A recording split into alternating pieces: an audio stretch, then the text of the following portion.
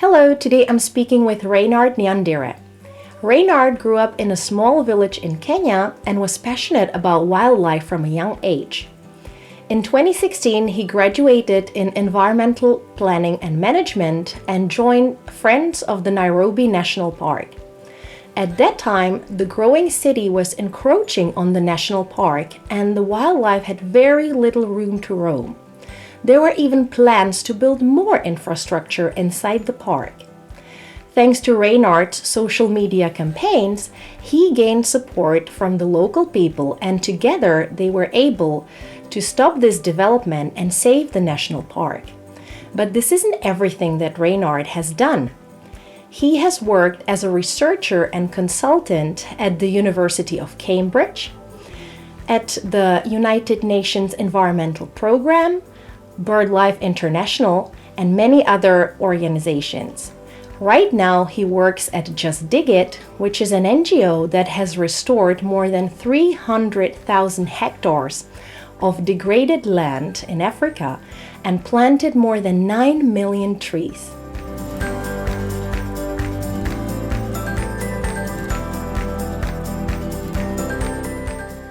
When did you first realize that you wanted to become a conservationist? A very interesting question. I think at that time, it was so many years back, Kenya was experiencing serious droughts at the time. And in most Februaries, we never really, before then, we've never experienced that kind of drought. And that was the year 2001. So I remember we were living in the village in a mud house, and the February was super dry, and the family and all that. So we really suffered and paid the price. And my mom sat down just outside our hut at that time, looking at the now brown grass in our compound. And then she says something, not like she was speaking to me, but then was speaking to me, like looking into the future, and says something like, since I was born, I've never seen such a dry February. I don't know what is happening, but this is strange. So at that time, there was no food. There was a lot of suffering, not only in our village, but Kenya and East Africa. It was the year 2001. So from then, that curiosity in terms of why has this been happening, what was the main reason why things have changed and all that, and how does it have to do anything with food, because we had no food technically. It was by luck that we had 1 meal a day at that time. So from there, that curiosity led me to focus more into education, looking at, initially I thought it was geographical stuff. So my passion for geography and mathematical topics really was birthed at that time. But then moving on, I realized there was something called climate change. I didn't know what was happening, but I realized it's climate change, flood and drought and famine and hunger. So when I excelled in my high school education, I excelled enough to do a Bachelor of Pharmacy course, but then I decided to take a Bachelor of Environmental Studies, Planning and Management at Kenya's Kenyatta University. So from then, of course, people thought at that time that I made a mistake, because back in the day, a conservation or an environmental course was left for people who kind of failed high school. So it never really gained traction as it is today. But I knew why I went there. It was because of what happened in 2001, realizing how much a change in climate can impact livelihoods, as deep or as intensive as you lacking the next meal on the table. We faced it hard faster. So that's where now my motivation started. And so far, it's been so great. I totally feel you. I also studied environmental studies, and people were thinking like, this is interesting, but it's not practical. Why are you doing this, right? Exactly. At that time, the conversation was that I got a lot of questions, people asking me, are you going to sweep the streets or just plant trees? That's what you decided on. But so there's no much understanding as it is today. And I'm glad I chose that path. I would do it again. Yeah, you have a great career, so that was definitely a very good choice. In conservation, we talk a lot about indigenous knowledge, and you grew up in a small village in Kenya. And I'm wondering, what type of indigenous knowledge did you get from your parents or grandparents about the nature surrounding you? Weather predictability. they knew exactly when it was going to rain, when it's not going to rain, when would be a bumper harvest and all that. That one I saw it from my grandparents at that time, because I also stayed with them for some time, and also from my parents as well. So that kind of weather predictability, when everything was very uniform and all that, it was great. And then I come from a family where my great grandfather was part of the village rainmakers. So whenever it was we experienced drought and all that, I'm told that they used to go under some very old tree, do those kind of traditional prayers and all that, and then rain would come. So that's where I come from. But then, aside from that, I've come to appreciate it's especially looking at the pastoral communities that I've worked with for a very long time, the way they've been able to live with wildlife. I mean, it is because of their lifestyle that we've been able to see, this kind of these key areas of ecological importance to date. So there's a reason before modern science came that these communities were able to preserve and live and benefit from nature for hundreds and thousands of years. That's until science came, and that's when it started losing a lot of stuff. So there's something about that indigenous knowledge that I feel is not really being properly documented. I mean, if you look at most African indigenous communities rather, the word conservation doesn't exist. Also in my native language, it doesn't exist because that is our way of life. It's what we knew until we came to this other side of the world, and then we realized, oh, this is conservation. So I remember the period that I went to a village in Kenya's northern landscape, that's like Kipia. We were working around a community sensitization program, looking into establishing a water catchment area at that time. And then we call them Zays, or the old people, said something that stuck with me, and it's true, traditionally it was wrong for you to cut a tree. You had to consult the elders and all that. It was so wrong. You couldn't do it. It was cultural. It was our living system. So this old man said something that we used to conserve our forest. It was directly linked to our cultural and I would say religious belief. Everything was so fine until our children started going to school. Oh, interesting.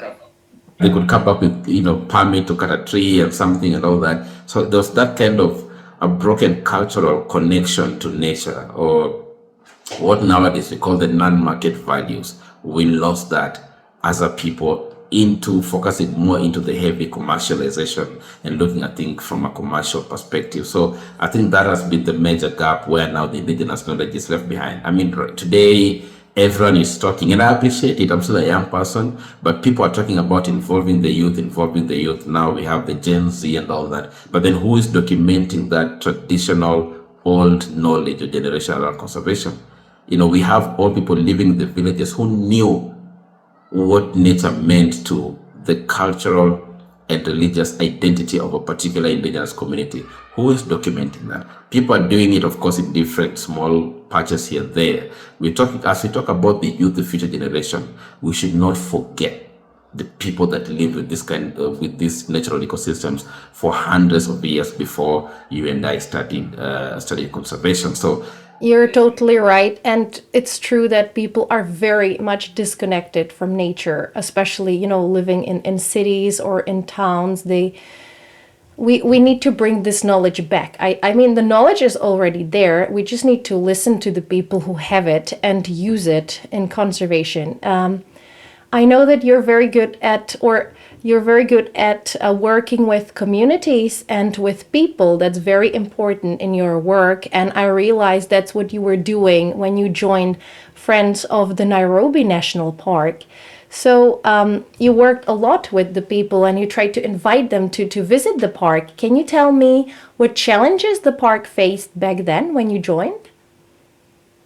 Nairobi National Park is very, very important to me because it defined me as a person today and what my career line, our direction is taking. When I joined Nairobi National Park, I went into wildlife conservation out of curiosity because I would say 3 years before me joining the first Nairobi National Park, I was part of so many climate change organizations and conferences and all that. But the big question because at that time I was a student leader in the university. So we had a tour in Nairobi National Park where I was still studying, and it was my first time seeing a lion being an African in the wild. So the big question was, I'm an environmental studies student. It's my final year. I had never seen wildlife. Is it not part of the environment? Number one. Number two, in all the climate change conferences, I hardly saw any group from wildlife conservation sector. So these two key things made me realize, then why are we talking about climate change? If you're talking about carbon sink are where this wildlife are, this, greeneries and all that. So I joined the field of Nairobi National Park to bring the aspect of climate change into wildlife conservation from a strategic and programmatic perspective. And at that time, it was a membership society and everything. But at the same time, when I joined, there was a particular meet that I was part of. And if you look at majority of the membership, also at that time, was heavily considered about with not the age-wise, it was mainly people beyond 50s and all that, and then the white Kenyans and all that. So I asked my question, why don't we have the black Kenyans, and why don't we have the young white Kenyans? So I asked these members that, where are your kids, where are your nieces, where are your cousins, why are they not here? Why am I the youngest? So the big, aside from that, we worked on ways in which to make a membership of this organization become friendly and interesting for the Kenyan local population and all that. But leaving that aside, the biggest turning point for me at the first Nairobi National Park was coming face to face between the development and conservation conflict. Yeah. Nairobi is really growing. Of course, there's that kind of population pressure, but then Nairobi National Park is the only park in a capital city, I would say the whole world, with 4 of the big 5 animals. This is a black rhino sanctuary, the highly endangered wildlife species in East Africa, I would say, and the oldest park in East Africa. So I would say in East and Central Africa per se. So the big question is, there's that kind of quest for, of course, there was someone who mentioned on national television, a prominent business person back then, that Nairobi National Park is a waste of space that should be used for development. At that time, I had not joined. So the big question was, when I joined, there was a whole debate about routing the railway through the park, fencing the park. There's just a lot of interest, around Nairobi National Park. If I sum it up, the problem was that the local people were not visiting the park, so there was a big disconnection. And also the city was encroaching on the park and wanted to develop it. So they basically didn't even see the importance of the park. So what you tried to do is show the people that they should care about this park, and show the authorities that the park is not only important because of the wildlife, but as a carbon sink, as you said. So how did you do that? And what did you achieve? What we did at that time, the first time I tried that, the legal route, we went to the streets and everything. We got some support from government when we won some court cases anyway, and government rushed to the people and said that we are anti-development. So we were branded as, paid by the opposition or the Western world and everything. So when I realized that there's power, where there is power actually belongs to the people. When you take ownership, whether it's policy and all that, to the people, things change. Because for politicians, they listen to numbers and votes. For economic numbers and also numeric in terms of population. So what we did, first round, we won the court cases and all that. We fought the government, my life and our life was threatened back then. And second time, when now the fencing issue came up and a lot of proposed development activities in the park came up, now we, thank God, again, COVID was more or less a blessing in disguise. So many Nairobians were stuck in their houses, depression level were high, people were not allowed to travel and everything. So before then, visiting the park was super expensive. That's why most people were not able to afford to go to the park. Mm-hmm. So we went to the tour guide company, with an idea that this park is under threat, we need your help. So the response, of course, was rebuttal, like, we don't have money, we can't give you money. So he said, no, we actually want you to make money while conserving the park. And then the interest more or less like shot up. So initially they used to charge like about 12,000 Kenya shillings to go to the park, like for a vehicle and everything, between 8 to 12,000. But then we told them, now how about Kenyans are depressed, organize that kind of going to the park, create that FOMO, fear of missing out on social media, and at that time Twitter was big, target celebrities, but then reduce the price, get 6 people in a car, or 8 people in a car because of the social distancing and all that, charge them 2,000 Kenya shillings. You'll be able to make way more than what you make in normal times, but then drive social media. Social media is very powerful. So with this, we created a lot of people going to the park and all that. And then at that time, somehow the Conservation Alliance of Kenya were able to have a chat with the then Minister for Tourism to create only one day free entry into the park. That day, the queues were so long, and it was a build-up. It resulted from a build-up from this kind of social media celebrities visiting the park. They used to go there, well, party, whatever. So that kind of connection, realizing that there was something cheap and fresh, we saw the love for the park really, really go high.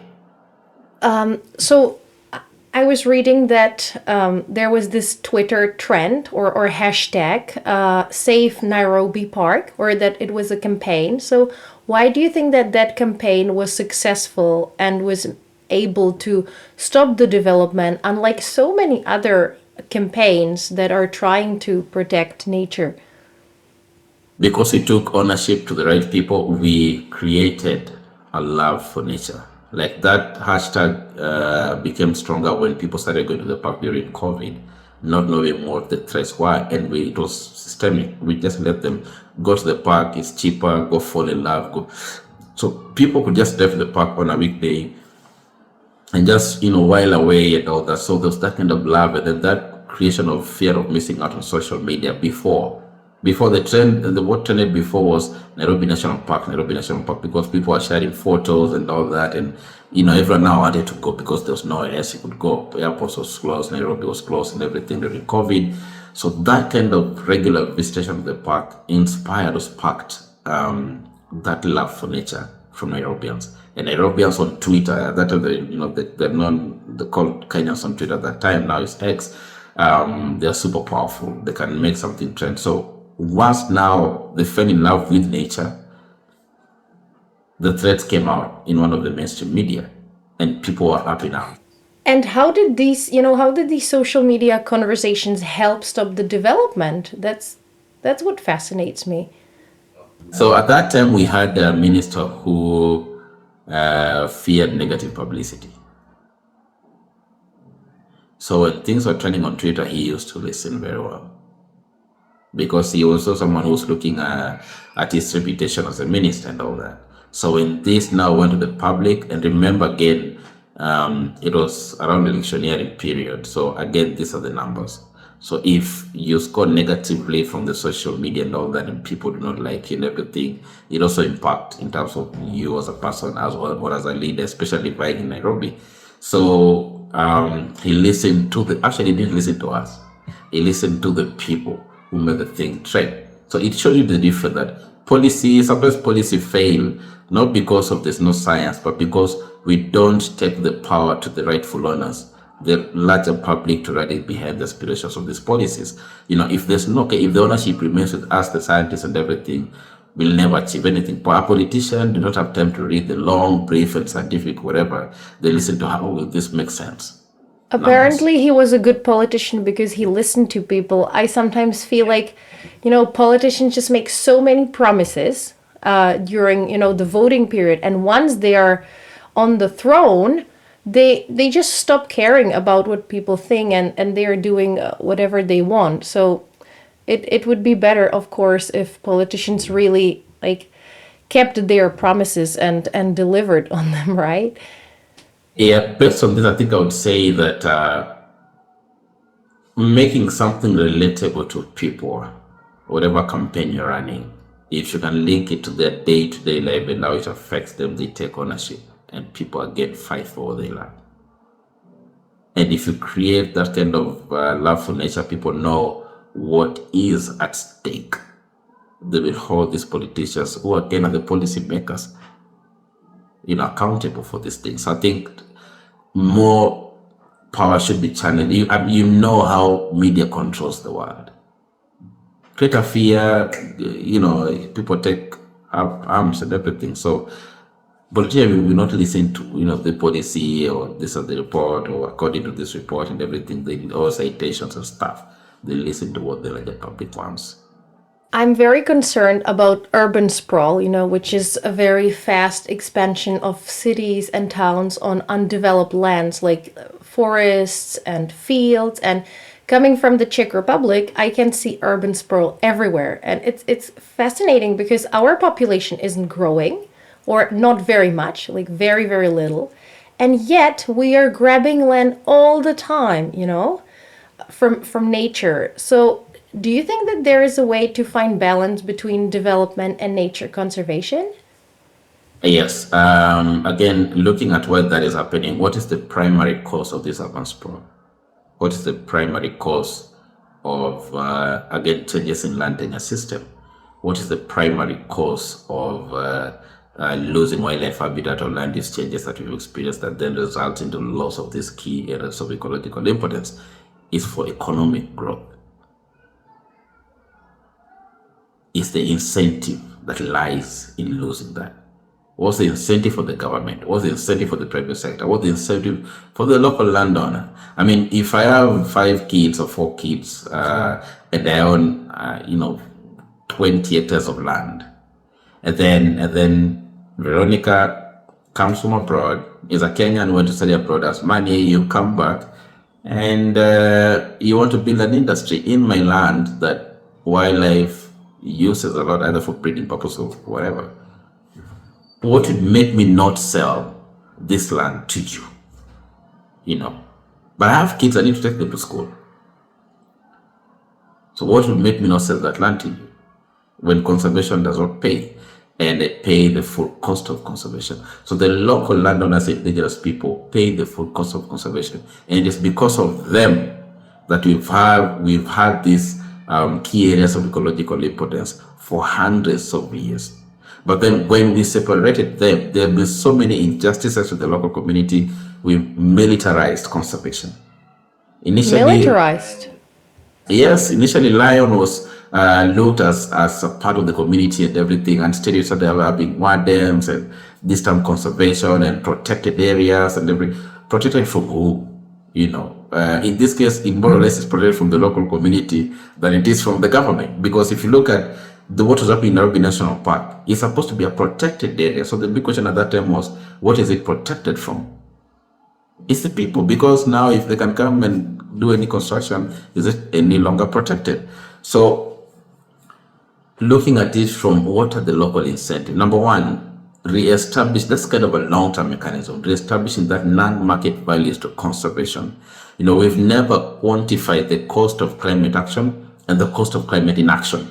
We've never really properly, of course it's being done, it's growing up, but do you have the capacity to quantify the ecosystem services that we get from these natural areas, either habitats and all that? Do we know the cost of the health connotation between the well-being of the people and conserving, like an example, Nairobi National Park?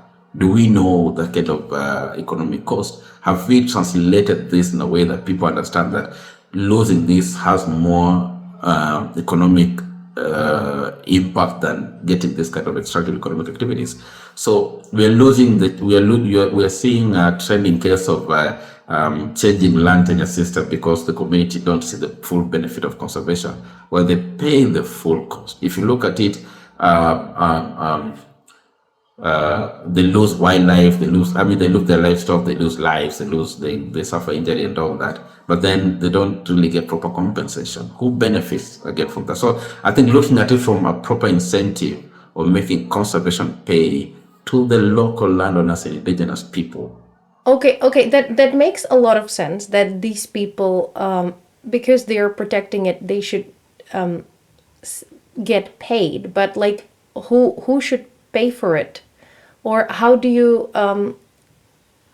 explain to them that it's better to keep it and not sell it off when they can make money today, rather than conserving it and having a long-term benefit for decades or for hundreds of years. Again, the long shot here is reestablishing that non-market values to conservation, the cultural connotation to these areas. That's a long-term kind of strategy. But then short-term, looking at the economic aspect of this ecosystem services, because if you go to the government that they're conserving this is how much it costs in health sector, in tourism sector, in education sector, in this kind of sector, blah, blah, blah. They will invest based on the numbers that they see, and also the private sector, number one. And looking at initiatives such as carbon market, right now carbon market is the new girl in town. It's received its unfair share of blames and all that. And it's fair to say so, because if you look at, again, who really benefits from carbon, carbon is a good initiative, I would say, if it's properly done in a way that community benefit on a more longer term basis, because those kind of private or corporate sector that must operate, like planes, they will still fly and all that, people need to move and stuff like that. So they have to offset the pollution that they release outside. Those are these groups that do not have alternative. I'm not talking about the oil companies and all that, but I'm talking about the groups that do not have alternative, then who then offset this to the very local people. But then if you look at now the carbon market, for instance, who really benefit? I buy a carbon from the local community at like $5 per unit, and then I go sell it at 35. And then I get $30, and I'm a broker. So, this kind of transparency and accountability mechanisms around climate finance and carbon finance, this all now breaks everything, the whole system, because now community don't see the benefit. So I think we have great initiatives, but the key thing, are they properly implemented? Do the very primary stakeholder benefit from this kind of initiatives? So they're great initiatives, but then that kind of, we spend a lot of money on conferences. But how much really get to go? How much really get to go to the very local level? That's why I love the way Justdiggit does his own things. You hardly see us at conferences and everything, and so many organizations, so to speak. But then, how much money? We can spend $20,000 in a meeting discussing about community conservation with no community member there. And then we go there and say we don't have money for this and that and that and that and that and that, but we pay a lot of money. So sometimes some of these initiatives, sometimes they can look like a hoax in some cases. It's so good that you brought this topic up. Conferences, there are hundreds of them, and they only serve the purpose of networking. People regularly meet, they can chat, but what's the goal, right? But that brings me to another thought, about how much money we waste somewhere, for example, on these conferences, versus how much good things we could do if we invested them in the right place. So, for example, on conserving nature, rather than booking a big conference hall where everybody meets and then goes home or flies home. And it reminds me of my conversation with conservationist Stuart Pym. I remember I asked him, so how do we get more money for conservation? And he said, we don't necessarily need to have more money, but we need to use the money more efficiently. So that's it. There is money, but it's often just thrown out of the window. And I'm very happy that you mentioned Justdiggit. And that you don't frequently go to conferences, but you prefer to work with grassroots communities. So can you tell me a little bit more about how your work is different from what other land restoration organizations do? So I'll give an example of Lake Makuyuni in Tanzania, and I was part of that. I saw it and the videos and some in my phone today. I can also believe the impact that we've had. So we map out, of course, areas that are we mapped out the areas that are heavily degraded that can't be restored, because they're those areas that are beyond restoration. So we identify those kind of areas and then priority. So in this case for Tanzania, we selected this Makuyuni area, and what is needed first is communication. So because before we move in with our interventions, we showcase the local, we first work on gaining their trust and support and partnership. So we showcase the success of what you've done before in other landscape that neighbors that particular landscape, especially now in Monduli, Tanzania, or Pembamoto, again in Dodoma in Tanzania. So we showcase what has been done in other landscape and how we do it and what our plans are for this particular area. And we do this through movie roadshows and all that. So once we get the community buy-in, because the community are primary, again, we work with local community-based organization individuals, so we don't really implement directly. So we work with them. That's when now they take ownership of the whole process. So once we get this kind of support, once we get them to believe in what we do, sometimes, some cases we do like visit, so they more or less go and visit another community and get the experiences from community to community. So once that kind of buy-in, we assess the area. We have a strong technical team that assesses the area, and then we look at which intervention is strong. We get the stone line. So in some cases, we also use stone line to reduce the surface runoff in some cases to avoid again that type of soil erosion. So we determine which type of best initiative to implement in a particular area with the local community involved. And then we look at the rainfall patterns of this particular area. So once we know that this area for the past like 5 to 10 years have been receiving rains on this particular period of time, in the next 10 years, 10 years, these are the future projections. So we then get to determine when is the best time to either do the digging or the FMNR. In most cases, we do it just before most cases the short rains, and then we let the long rain to maybe make it more stronger, this kind of band. So once we determine this kind of rainfall pattern, then we select a suitable period to do the digging. Now that we have this plan, we either look at our coffers. If we have the money, then we run away. We run and start implementation. If we don't, now we start looking for money. In most cases, it's like individual donations. So once we get the money per band, we call it the band raiser. Right now, we're moving towards adopt or regreen an hectare or a landscape, so that if it's a family, if it is like a company somewhere, they can adopt an entire landscape, because we have a vision 2030 and we have big ambitions to restore so many areas in the region, in Africa, technically East and West Africa predominantly.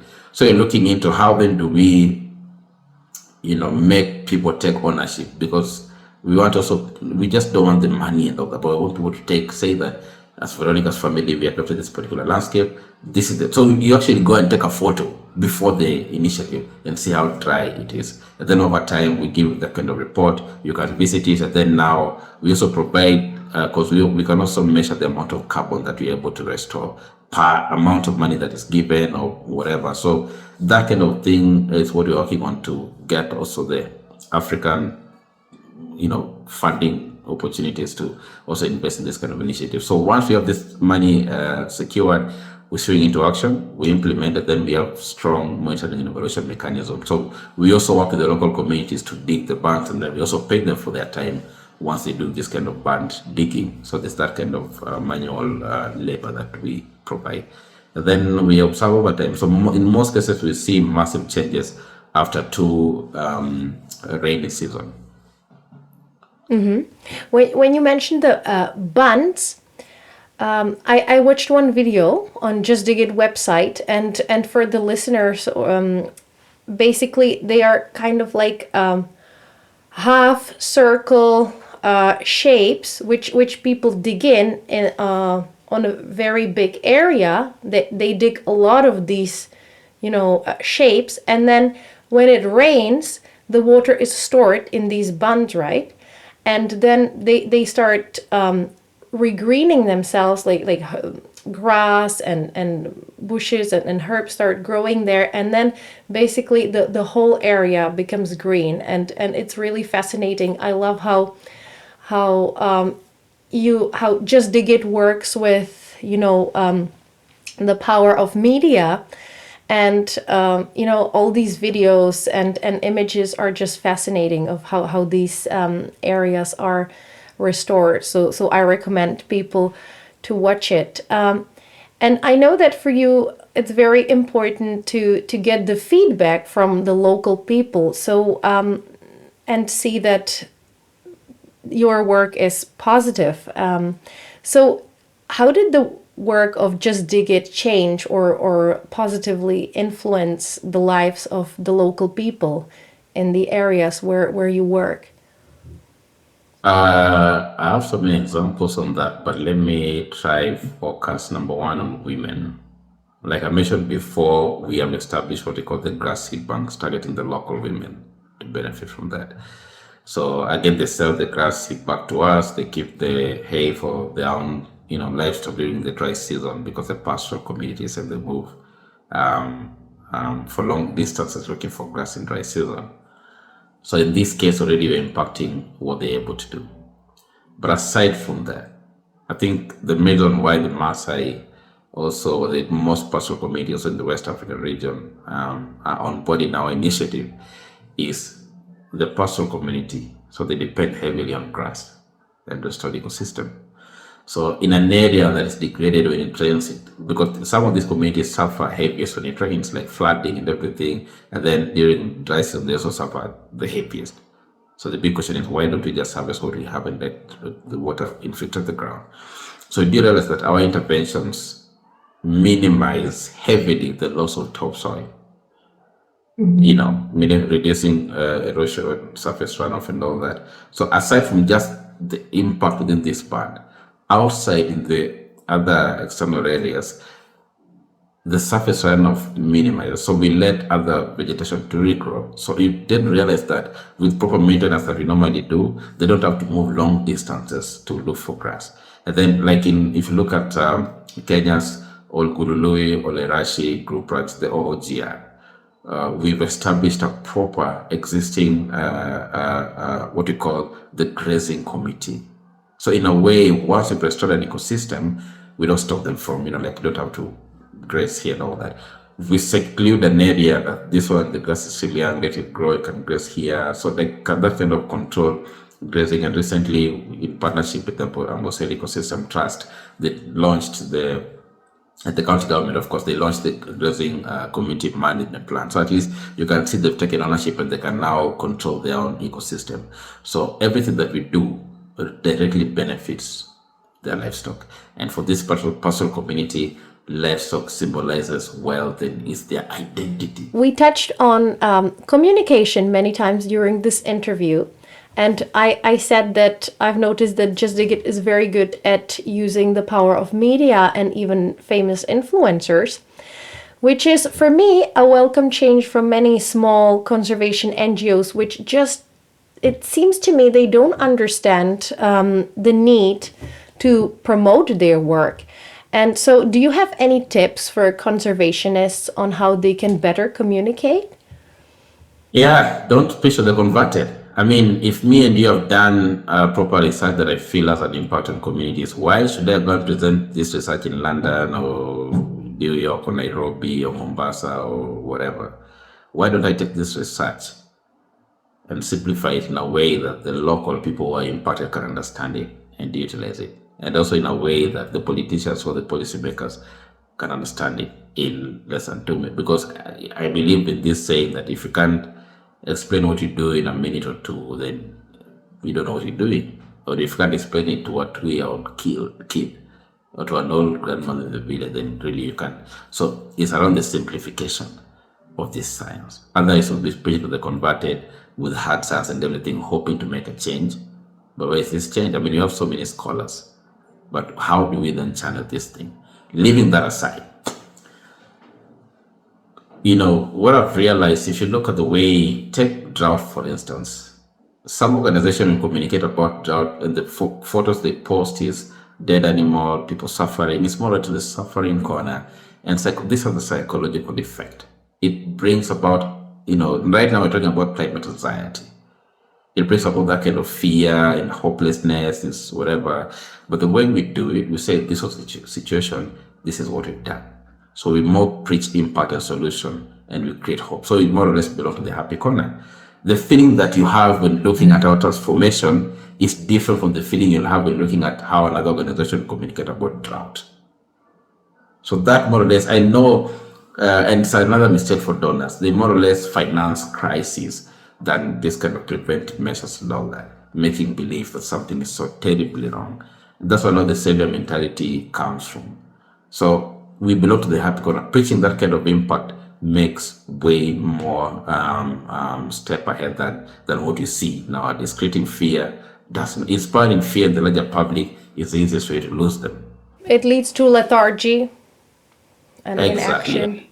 Exactly. And then also, secondly, is sports is a big thing in Africa. I mean, I knew who Ronaldo was in the village when he didn't have any TV, when I didn't know who Ronald Reagan was or anything. Sports is a big thing that people listen to the villages, and they listen to their small radio, talking about this kind of sports and everything. So, and social media is becoming a big thing. So instead of fighting it and all that, like TikTok, and why don't you use it to get past knowledge and everything in a way that the larger public can understand? Of course, what you do, there's a scientific aspect on it, but do you see it outside there? No, unless you are targeted group of scientists or something that we open take. But the way we communicate to the local communities, we use different initiatives. So there's that kind of power in, number one, positive messaging and preaching that message of impact to the larger public, and then also using arts and sports to preach the message. Everyone wants to make a change. These musicians, they also feel the impact of climate change. The footballers, they can feel it. So how then do we use what people love most to pass the message? I mean, if I tell you to do something for me and whatever, and you don't know who the hell I am, you not do it. But if I tell her that you're a kid or your very close friend to do if I come to you through your close friend or someone you listen to most, you listen to what they say, and then you support me. So then why don't you use what people love most? Arts, sports, industry, and fashion, actually.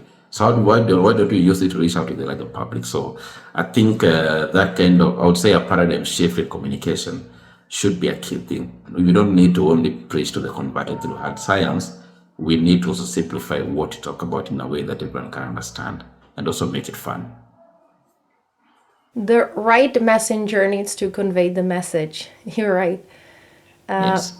I know that you're also a PHE advocate, so that's the population health and environment approach. And so my final question is, how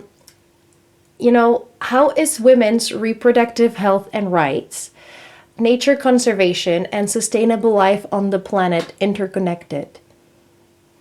When I have two kids, when I go to school and everything, I look at the number of kids that I want to have so that I can give them the best that I can in life.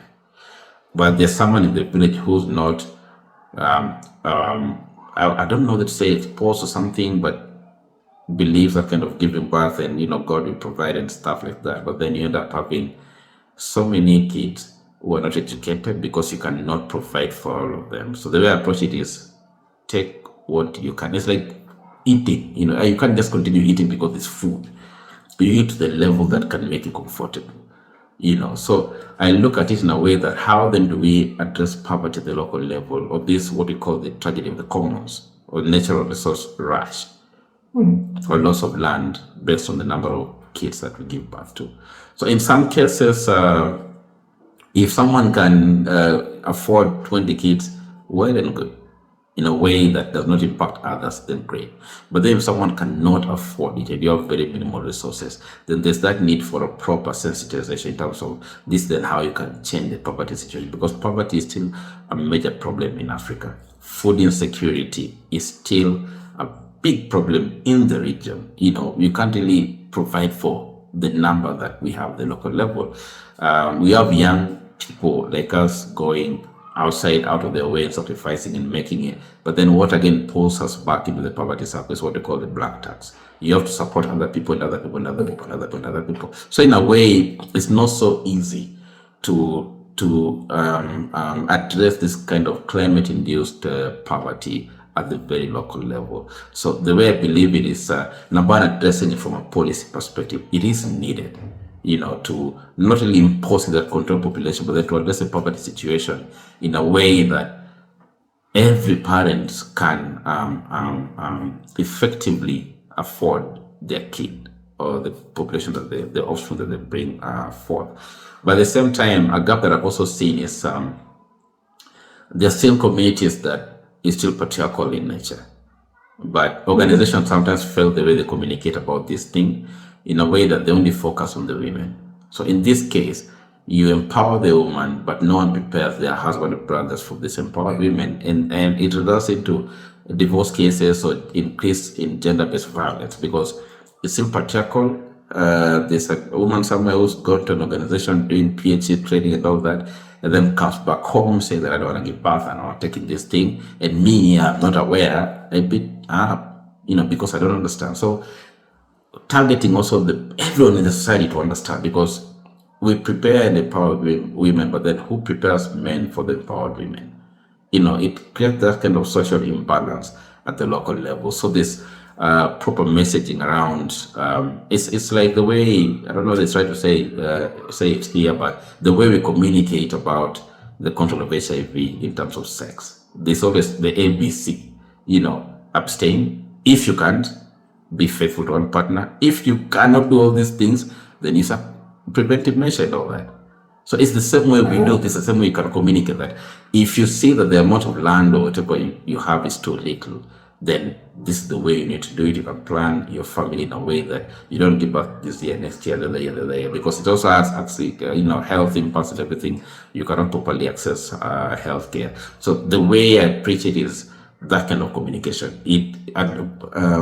Channeling it from number one, poverty perspective, because that directly relates to the local people. Healthcare perspective also relates to their day-to-day lifestyle, and then climate change becomes now the final thing. But if you address it from a climate change perspective, you still lose the local community. And aside from that, targeting also the local men at the local villages would also be very important to understand that actually you having spaced birth or controlled birth or something will actually help you to change the poverty situation in your own family. So I won't talk about climate change at that point. It makes total sense, and that's what I've heard from many advocates of reproductive justice, that we shouldn't just be empowering women, but we should also always include men in the conversation. Because as you said, it doesn't bring much good if the woman is empowered and the man is still thinking in the old way. So yeah, we need to do both. So thank you so much for the interview, Reinhard. You're doing great work. Where can people learn more about your work and how to support Justdiggit? Great. Now, individually, of course, aside from that, and my research process going on, the only profile I have, or the only website individual that I have, is just my LinkedIn profile, Reinhard Nyandire. It's very simple. But Justdiggit, people can just simply go to our website, the justdiggit.org, JUSTDIGGIT.org, justdiggit.org. And you can actually experience a lot that we do from the website and how to donate. At the same time, you can also post on LinkedIn or reach out to me personally. Because we have something big coming up in July. Okay, that's good to know. Okay. Well, thank you so much for the interview. It was great. Thank you so much, and do have a lovely day. And you're doing a great work as well. Thank you for listening. I hope this interview left you with a feeling that in spite of big challenges, we can all do something to make life better for women, nature, and the future generations. We can all be solutionaries. If you enjoyed this episode, click the subscribe button now. If you know someone who supports women's rights, who loves nature and animals, and who cares about the future of the planet and humankind, please share Nature Solutionaries with them today. And as for you and I, we can connect on LinkedIn today. For more information, visit veronicaperkova.com. I'm Veronica Perkova, and I look forward to talking to you soon.